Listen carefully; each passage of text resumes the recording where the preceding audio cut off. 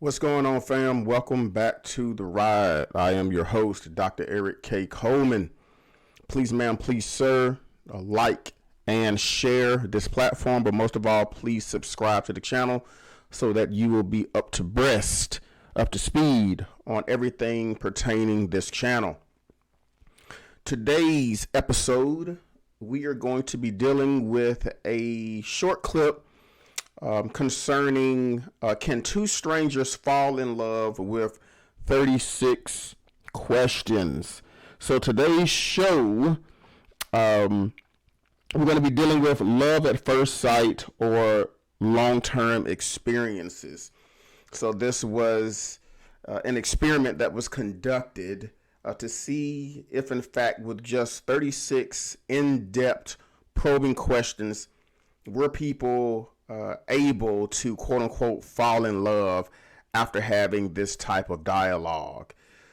So let's go ahead and jump into it and provide commentary on today. A viral New York Times article featured 36 questions that could supposedly make any two people fall in love. We wanted to see what would happen if we asked these questions to two complete strangers on a blind date. My full name is Jakira, but I only go by Kira. What is your relationship status? I am single. I'm excited. I mean, it can either go really good or really bad, so. My name's Russell, and I am single. Super single, actually. How do you feel? I'm Russell. I'm Kira. It's Kira? nice to meet you. Nice to meet you, too. I guess we're Having tea. Yeah. These are cute. I know, right? I like this setup. I know, it's very zen. So just like we were saying, there's two random people on a blind date, and they are quote unquote looking for a partnership, looking for love, and they're about to jump into the random questions to see how compatible they are, and just to see if they can hold some type of conversation to gain a deeper understanding from the other person, which I do believe that we are losing the art of conversation in this social media technology world that we're in now, which that's the way it is now. That's the way of the world. But yeah, this should be very interesting. Let's go. Should we cheers? Why not? First blind date. Right. Yeah? Mm-hmm. Oh, that's good. We doing this? Okay. I was gonna ask. When did you last sing to yourself and to someone else? The last time I sung to myself was last night, because I'm always in my room dancing and singing. To someone else, probably this morning. What about you? I sang to myself this morning for sure, getting ready. Okay. That's probably a daily occurrence. Okay. Yeah, it's either singing or rapping a ball. Do you have a secret hunch about how you will die? Oh, that's creepy. No, but interesting fact. When I was like 19, I just had like this belief that I was gonna die young. Really? I was having deja vu so often. Do you believe in deja vu? I know this is off topic. There's no topics, right? I don't know. Deja vu is so weird because there's Yeah. some like really random times I'm like, I've done this before. Mm-hmm. You know how like Mario Kart, Yeah, the the checkpoints. I feel like they're Mario checkpoints. Kart. Yeah. So again, the whole point and purpose of these questions is to get people out of the mundane questions of, so what do you do for a living? What are your hobbies? What do you like to do? Tell me about your family. I mean, you guys know that the typical first date questions that really don't amount to anything. You know, you're just trying to fill out the vibe of the person. You know, you still have your wall and your guard up. But I think this is pretty cool because it's forcing people to engage in conversation that is not typical. It's forcing you to get out of your comfort zone. It's forcing you to express, when we talk about this whole thing of be your authentic self or share your truth, which we've talked about a few times on the show before that, I do have reserves when people talk about, coming and representing, showing up in your authentic self and your authentic truth, which there should be boundaries to that, but when we're talking about answering these questions, these are pointed questions that go beyond just the superficial.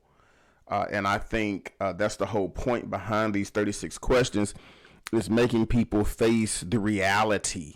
And that's what we talk about in chapter 4 of the book, Paradigm: Thinking Differently About Relationships. We are dealing with the reality of things. We're not just looking at things superficial. We're just not paying attention to things that we want to pay attention to because we think the person looks good or they're tall or whatever your preferences are. Is forcing you to actually have this conversation to go beyond the physical. And I know there's been many a time in my life dating to where once I start to get to know the person, the young lady was not as attractive to me anymore because you were drop dead gorgeous. But when you open your mouth and you start to communicate your stances, your thought processes, your attitude came through, how you really are on a daily basis, it makes you less attractive to me. So, again, I just really like what I'm seeing thus far, that they're actually asking deep questions right out of the gate. Oh. Here we go. If you could change anything about the way you were raised, what would it be? I probably. That's a deep question. Would have liked to have been heard a little bit more growing up. My mom passed when I was young, when I was like 7. See, that's a good question because it's getting to the meat and the potatoes of what we always talk about, doing this self-examination and self-reflection to understand, how do I show up in relationships now? And a lot of that has to do with how we were raised. And I was raised by a single dad. He was just always so busy. Yeah. He's a doctor, he's a pediatrician, and I don't want it to come off like I'm... No, don't. This is your experience. Yeah, but I just don't want it to sound like I'm ungrateful or anything like that. Gotcha. My dad's the best. Yeah. He's amazing. I wish I didn't know the details of my mom and my dad's relationship and the details of the dysfunction. But, whoa, she said a real mouthful. Bingo, right there. Right there. Be careful what we expose our children to. And I'm just going to say it. And, I've shared it with, family members of mine that we mimic what we see. Not necessarily what people are telling us, but when you grow up in a environment, as the young lady is suggesting here, there were things that she just wished she was not privy to. There were conversations that she heard. There was things that she saw that she just wished that she just did not see or experience, because for all intents and purposes, it may have jaded her thought process concerning how she looked at her mother, how she looked at her father, how she viewed men in general, how she viewed relationships, how she thought a woman was supposed to act in a relationship, or what she was supposed to give, or what she was supposed to receive. So, it's clear that there was some trauma there, that we cannot expose our children to any and everything. Some stuff should just be done behind closed doors in privacy. So that was a real powerful statement she just made there. Because now I carry that as a woman. But you recognize it, right? Yeah, So it that's is what it is, you know. Yeah. Now I can break the cycle, but Yeah. it's still That's not easy. yeah, growing up sucks. Exactly. So just what we said, she's saying from what she experienced, she's trying to break the cycle of what has been programmed in her. And she's trying to figure out, how do I break that cycle? Because I don't want to repeat what I saw growing up. I know, right? Complete this sentence. I wish I had someone with whom I could share dot dot dot. I wish I had someone with whom I could share my love for food. Oh my gosh. Are you serious? I'm dead serious. I love to eat. Okay, good. It's over. We're good. All right. I wish I had someone to share. I'm gonna say my love for dancing in the mirror to Beyonce. Like I have friends who like love Beyonce like me, but it's just not the same. Like I need my girl. Like she's not here, so. I feel you.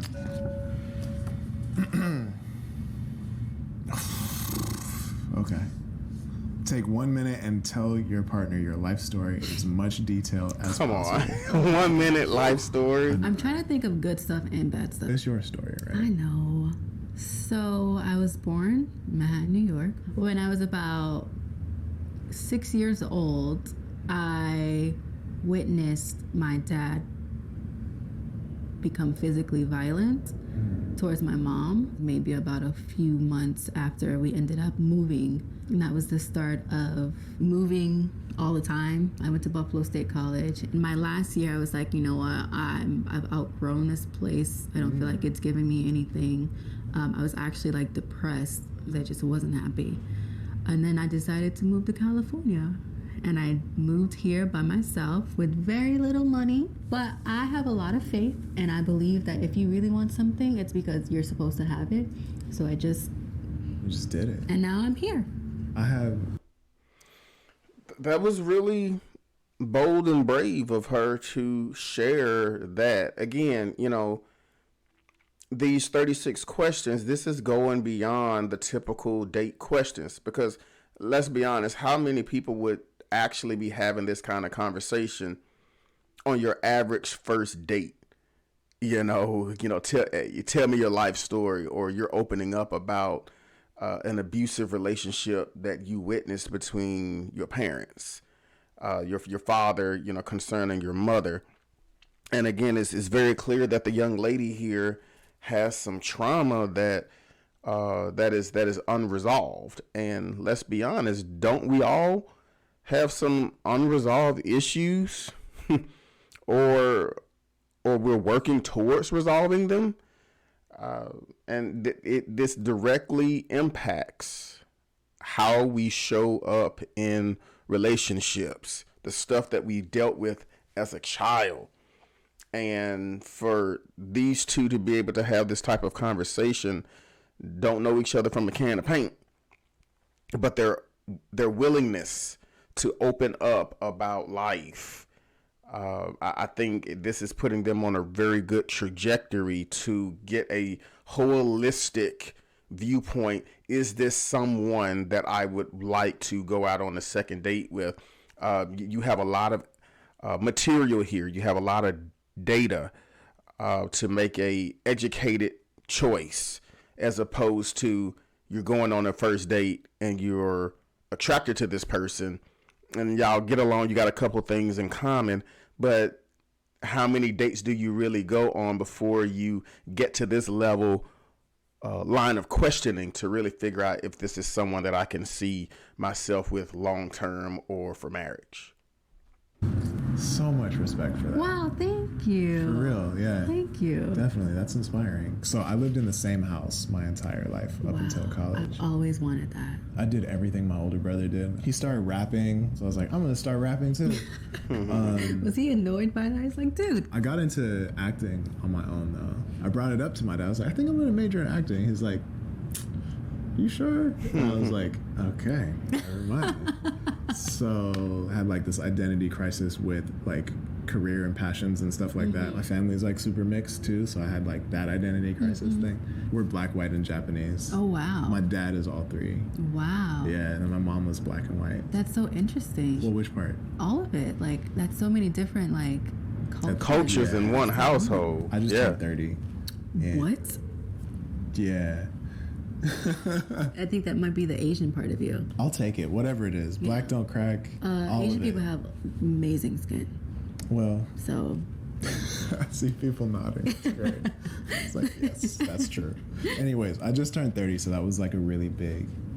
It was like, what are you doing? right. Are you really gonna do what you say you've been trying to do, or are you just gonna keep on doing this stuff. So here we are. Okay. Yeah, now it's like acting, filmmaking, shifting the culture. And since you put your age out there, I'll put mine. I'm 24 though, so. And I turned Let the 25. record show I did not ask. Alternate sharing something you consider a positive characteristic of your partner. Now, this was a little difficult because, you know, again, you just met the person. But it will be a lot harder on a typical date because you don't have that much information about the person. But because they've been having this dialogue with such in-depth, pointed questions, it should be a little bit easier to gather from this experience something about the other person because they have a lot of information that they can draw from. You seem very honest, Oh, just in the way you like show up in the world. I don't even know how to respond. What do we always say? I always sign off with, you know, we got to think about how we unpack, take the self-examination, understand how we show up in the world, and understand how people perceive us when we engage. Showing up is everything, but you got to do the work first so that you even understand, how do I show up to other people? How do other people see me and perceive me? And she just nailed it right there because you can see how his expression right now, he doesn't even know how to take that. For someone to say, you know, you seem very honest in the way that you show up. The way that he has shown up in this conversation has given her the impression that he is an honest person. On to that one. I'm just gonna take that one in. It's real. You're extremely brave Thank you. for moving out here like you did. That's. I just grew up like an hour away from LA. Yeah. You know, like the stakes are just so low for me to like come out here, but for you it's like really big deal. So. Oh, thank you. I feel like you're very confident too. Not in just like I'm confident in myself, but like, I don't know. Is that true? I feel like it's becoming true. Obviously, you like to have a good time. Like the whole Beyonce thing, that's so cool. I actually don't go out that often though. It's not even about, like, you just enjoy your time. I started, you'll start. Okay, that's fair. Oh, this is good. Okay. Would you go on a second date with your partner? I would totally go on a second date with you. Yeah, I have not had a conversation like this with a random person in a long time. I'm flattered. Yes. We gotta go eat somewhere. We do, but like good food. You didn't answer the question. Would you go on a second date? I said yes. Oh. Yeah, Just making because sure. you're right. Can't leave anything He's like, to guys, assumptions. never ever bring her around me. Right. No, I was like, yes, and we have to go get some Yeah, food. That's why I was saying yes to, for sure. Okay, as a tradition, we should always order tea. I can dig that. I like the fact that there's immediate It's like just after connection. 6 p.m. It's not gonna work. Yeah, it's it's not gonna too work for late. you. Cool. I'll give you a hug. Ugh. If I can hold these old knees. Let me get over here. I love the fact that they were able to have such a real pointed conversation, and that it wasn't anything that was it wasn't contrived. They didn't have to, you know, try extremely hard to make it happen. It felt very fluid, and you know, I was really glad to see that. And so again, like I said, this was a very short one for today, but I just really want us to think about, fam, how we show up in relationships. When we're having these conversations with people, are we really taking the time to have the genuine conversations? Are we just doing our own thing? Are we dating without intention? Because again, you know, this date that they were on, it wasn't just this superficial type stuff. Again, you know where you're from, what do you do for a living, what are your hobbies, what do you like to do. It was meaningful questions. It was meat on the bone that you had to literally stop, think, and really decide if you were going to be truthful and honest. I think that was another big piece of this. They made a choice to be intentional. They made a choice to be honest. They made a choice to be open. They didn't hide behind anything. It was lay it all out on the line. Here's the question. I'm going to answer it. And if my answer scares you off, well then, so be it. But I'm putting all my cards out on the table. And that's what I really appreciated about this clip. And we're going to do a couple more of those throughout the season. These 36 questions, which again, I'm fully on board with those. And I think it's an amazing thing to do. It's an amazing task. So, take some of these as a pointer as you are out there dating, as you're out there looking for love. Start thinking differently about how you engage on your dates. Start asking some of those tougher questions to where you can get a better perspective of who that person is quicker.